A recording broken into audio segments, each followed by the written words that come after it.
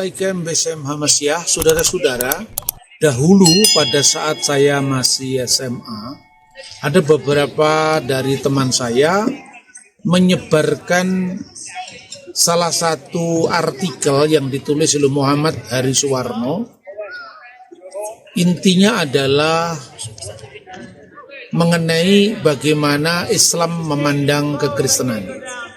Selain artikel tentang Injil Barnabas, itu ada artikel misalnya tentang fotokopi dari Ulangan pasal 18 ayat 15 sampai dengan 20 yang menurut teman-teman saya itu ditafsirkan sebagai nubuat akan kedatangan Muhammad sebagai nabi yang dinubuatkan oleh Musa. Sebagai seorang yang masih mencari ya pada saat itu, terus terang saya cukup kaget juga. Ternyata kitab Taurat yang asli ini masih ada tulisannya dalam bahasa Ibrani. Dan surprise-nya lagi, yang justru memperkenalkan bahasa asli Alkitab itu adalah teman-teman Muslim, sekalipun tujuannya untuk ya tentu saja propaganda agama. Setelah saya dewasa dan terlibat di dalam banyak pelayanan, baru saya mengerti betapa pentingnya kita mempelajari original text of the Bible, termasuk bahasa Ibrani untuk kitab Taurat, kitab para nabi, dan teks-teks suci yang lain dari Ketuvim dalam Perjanjian Lama, tetapi juga Yunani Perjanjian Baru. Bahkan lebih penting juga adalah original language of our Lord Jesus Christ, yaitu Aramaik, bahasa Aram. Karena disitulah akar dari sabda-sabda Yesus yang nantinya karena jangkauan universal Injil, karena bahasa Yunani saat itu menjadi lingua franca, maka Injil sampai kepada kita dalam bahasa Yunani Koine. Dan tentu ini bukan hal yang harus dipersoalkan. Karena apa? Karena di gereja Yerusalem sendiri, Kisah Rasul pasal 16 ayat 1, yang menjadi anggota dari gereja Yerusalem itu tidak hanya berbahasa Ibrani yang dikenal orang Ibrani, maksudnya bahasa sehari-harinya bahasa Aram, dan bahasa kitab suci ketika masuk ke sinagog atau beribadah di Bait Allah, sebagian besar tertulis dalam bahasa Ibrani, khususnya dalam pembacaan Taurat dan kitab nabi-nabi. Namun sebagian dari ritus Yahudi, misalnya tentang Pesah, itu dalam bahasa Aram. Misalnya ketika memecah-mecahkan roti Paskah, Seder HaPesah, itu diucapkan dalam bahasa Aramaik. Bunyinya adalah halakma annia diakalu afaktana be'ar'a de Misraim. Inilah roti sengsara yang dimakan oleh nenek moyang kita di tanah Mesir. Tetapi Kisah Rasul 16 ayat 1 juga memuat tentang orang-orang Yahudi yang berbahasa Yunani, dan mereka memakai teks yang disebut Septuaginta. Dari situlah kemudian Injil tertulis dalam bahasa Yunani karena untuk menjawab jangkauan universalitas Injil. Baik, kita akan kembali kepada Ulangan pasal 18 ayat 15 yang ditafsirkan sebagai nubuat kedatangan Muhammad. Yang pertama, itu dikatakan seorang nabi di antara saudara kamu. Lalu ditafsirkan, bukankah Musa itu dari bangsa Israel yang adalah keturunan dari Ishak dan itu melahirkan Bani Israel? Bersaudara dengan siapa Ishak itu? Bersaudara dengan Ismail yang menurunkan bangsa Arab yang akhirnya melahirkan Muhammad. Maka nabi seperti Musa itu tentu adalah Muhammad. Lalu ditambah lagi dengan fakta seperti aku itu dipahami dalam makna keseharian. Muhammad punya bapak ibu, Yesus punya ibu tapi lahir dari Roh Kudus, tidak cocok. Muhammad memiliki anak istri, Yesus tidak punya anak istri, maka tidak cocok. Akhirnya disimpulkan bahwa nubuat itu untuk Nabi Muhammad. Tetapi ini salah total. Mengapa? Pertama, yang disebut dengan saudara di sini tidak saudara dalam konteks saudaranya Ishak, tapi saudaranya Israel, yaitu Yakub. Dan yang disebut dengan Israel itu bukan Ishak tetapi Yakub. Nah, secara khusus firman itu ditujukan kepada Musa. Musa itu dari suku Lewi. Israel itu memiliki 12 suku, Lewi, Yehuda, Naftali, Isakar, Yusuf, dan sebagainya.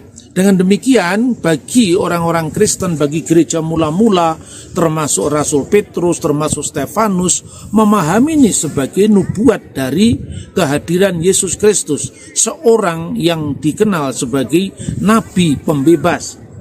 Jadi kira-kira seperti ini penjelasannya. Seorang nabi di tengah-tengahmu, dalam bahasa aslinya nabi mikir beka.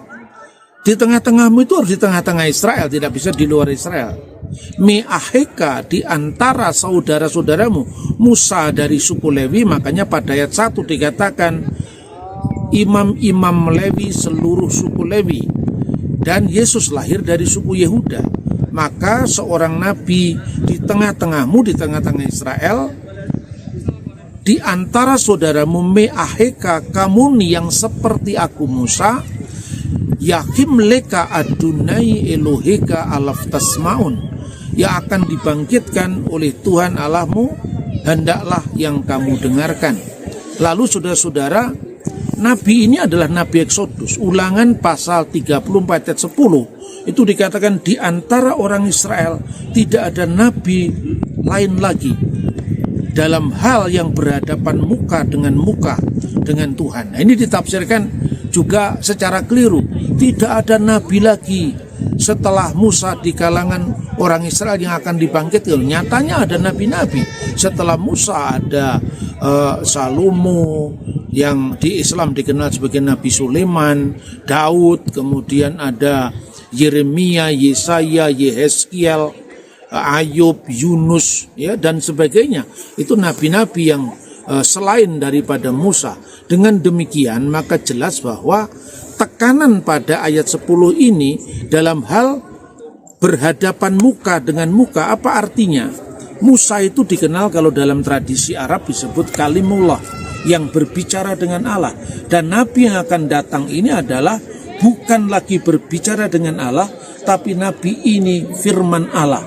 Jadi firman Allah yang menjadi manusia, dalam kemanusiaannya itu dia bertugas sebagai nabi. Karena jabatan mesianik dalam Yudaisme, sang Mesias itu memiliki 3 matra: nabi, imam, raja. Sekaligus ini juga saya menjelaskan pada teman-teman muslim ketika saya memberikan pencerahan kepada orang Kristen, umat kita sendiri itu tidak mengintervensi agamamu sama sekali tidak. Tapi saya justru hanya ingin meluruskan bahwa tafsir ini keliru. Bukankah kitab suci ini kitab suci Yahudi? Ya, betul. Orang Yahudi juga penafsiran sendiri yang berbeda dengan Kristen. Tapi kitab sucinya berhak untuk dibaca, dihayati oleh kekristenan, karena kekristenan bagian dari Yudaisme. Kalau orang Samaria bahkan sebelum zamannya disebut Yahudi karena berasal dari suku Yehuda, dari kerajaan selatan, itu disebut sebagai orang Samaria. Mereka menyebut dirinya Somer HaTorah, yaitu sebagai pemelihara Torah. Orang Parisi menyebut dirinya sebagai penafsir Taurat. Orang Saduki mengatakan hanya Taurat. Orang Eseni yang juga Yahudi menyebut sebagai Ose HaTorah. Dan orang Kristen menurut surat-surat di Rasul Paulus, Yesus Kristus penggenap Torah. Jadi kami ini saudara satu Torah. Sekalipun orang Yahudi tidak bersepakat dalam hal misalnya posisi Yesus dalam konteksnya dengan Holy Trinity atau Ketritunggalan, itu bisa dijelaskan. Tetapi dalam Taurat itu kita sama. Karena itu Rabi Rambam atau Rabi Mose ben Maimun dilarang mengajarkan Taurat kepada orang Muslim. Karena apa? Kalau cocok itu diambil, ditafsirkan menurut tafsiran mereka, tetapi kalau tidak cocok dituduh palsu. Lalu mereka mengatakan Taurat itu tidak diilhamkan oleh Tuhan dari surga. Nah, ini saudara-saudara. Kemudian yang kedua yang harus kita tegaskan, di kalangan Kristen sendiri yang tidak paham puncak dari kedudukan Yesus itu adalah dia anak Allah, dia Tuhan, dia adalah firman Allah yang adalah Allah sendiri, itu betul. Tapi dengan demikian tidak berarti menyangkal kenabiannya, tidak dengan demikian menyangkal kerasulannya. Meskipun kerasulan dan kenabian itu dipahami berbeda dengan Islam. Sebab kalau Yesus bukan nabi, maka Yesus tidak bisa menggenapi nubuat dalam kitab Ulangan pasal 18 ayat 15 sampai dengan 20. Kalau Yesus tidak disebut rasul di dalam Ibrani pasal 3 ayat 1, maka Yesus tidak bisa memenuhi posisinya dia sebagai imam besar perjanjian baru yang tugasnya sebagai saliyah, yaitu sebagai rasul. Hasaliyah, sang rasul. Karena dia sang rasul, maka dia dibantu oleh rasul-rasul, salihim, kata jamak ya, dari kata saliyah. Jadi seperti perdana menteri dibantu oleh menteri-menterinya.